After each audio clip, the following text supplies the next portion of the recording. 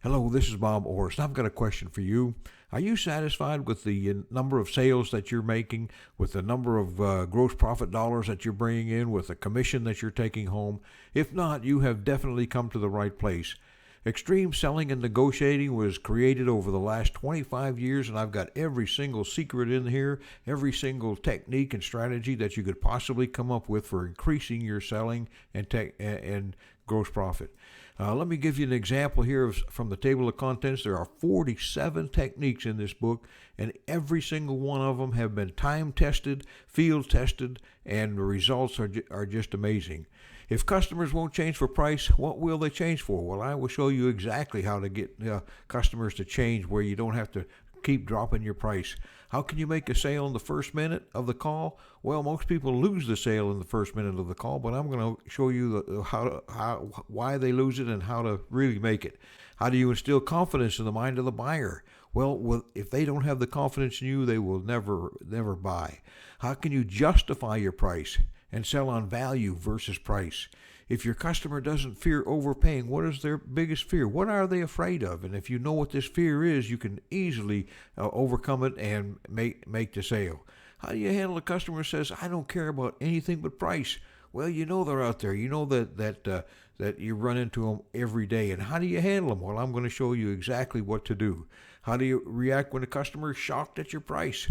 Well, they are shocked, and that's a strategy they use, and I'm going to show you something that is so clever that you'll welcome it when somebody says it. What do nearly all customers base their decisions on? Well, if you know what they base their decisions on, all you got to do is give them that information, and they will decide, and they'll make the decision to buy from you. How can you state your price so it's not open to negotiation? Can you increase your gross profit by giving a volume discount? Well, that's sometimes is almost a kind of a joke, but it is absolutely true. I'll show you exactly how to do it. Why should you seem reluctant to give a price discount? Well, there's no better way to add value to your products than to seem reluctant. And I'm going to give you some really good examples. How can you get a buyer to give you the price they're looking for? Well, just think of if you went in and they would tell you how helpful that would be. How should you react when a customer has set the stage to your disadvantage? And do they set the stage? Oh, yes, they sure do. How can you increase your add-on sales by 50%? Think of that, 50% increase in your add-on sales. How do you get something in return when giving a customer a price discount? Should a buyer know that you have authority over pricing? How can you use contrast to make the price seem low? How do you respond to, is that the best you can do? What strategy can you use to overcome every single objection? Objections will no longer be a problem at all. As a matter of fact, you're going to welcome them and you're going to just dive into them and lean forward and take them. How do you handle these 18? Here's the 18 common objections, and you'll be able to overcome every single one of them. How can you play dumb like a fox and use suggestion to make the sale? And this is a really, really good chapter. Number 24. Why should you never be the one to offer to split the difference? And if you ever come up with that situation and you do it wrong, you're going to be on the losing end for sure. What should you do when a customer says take it or leave it? And I've got a really good, perfect example here what you can do to take care of that situation. How can you duplicate the lottery's winning strategy? And this is a secret here that you'll want to take to the bank. What is the best way to open up new accounts? Do you know how to use these 8 powerful closing strategies? How can you set a sales goal and reach it with 100% certainty? Think of that. You're going to put a goal down and you're going to be, with no doubt, you're going to reach it. Why do you lose 25% of your customers every year? Well, I'm going to show you why and how to avoid that. How do you handle rejection and call hesitation? That's a thing of the past once you read this chapter. Number 32. What is a concept that will open the door to sell anyone? And this is almost a magic formula. How can you remove the uncertainty about selling? You know, selling is a risky business, and I'm going to show you how to take all the risk out of it. Lack of planning causes what percent of salespeople to fail? You'll see how to put down a plan and how it will be almost a guarantee, like an insurance policy, a guarantee against failure. 35, what is the biggest complaint buyers have about salespeople? Well, if you know what they're going to complain about and you don't do it, you're going to be way ahead.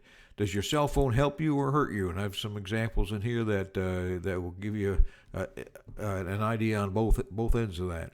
37, how can the customer give you a blueprint for making the sale? Well, I'm going to show you how to ask a specific question, and they're going to say, here's how you sell me. And it's going to be so simple. 38, how can you make 2,500 presentations per year? 2,500, just think of it. If you did that, how much more business you would have. 39, why are most presentations focused on the wrong thing? And most people go in and say, well, I've got to find your needs and fill those needs. Well, that's the last thing that you want to look for. You do want to fill their needs, but that's not how you approach it. Number 40, why is it wrong to ask customers if they need anything? Well, I'm going to show you what you really should be asking. Number 41, how do you spice up your presentation so people will be excited? 42, why is there so much attention paid to closing the sale? I'm going to show you how to close the sale. That's just going to be like magic. Do your expectations affect your results? There again, this is a powerful thing. Number 44, what are the 5 things you worry about while on commission sales?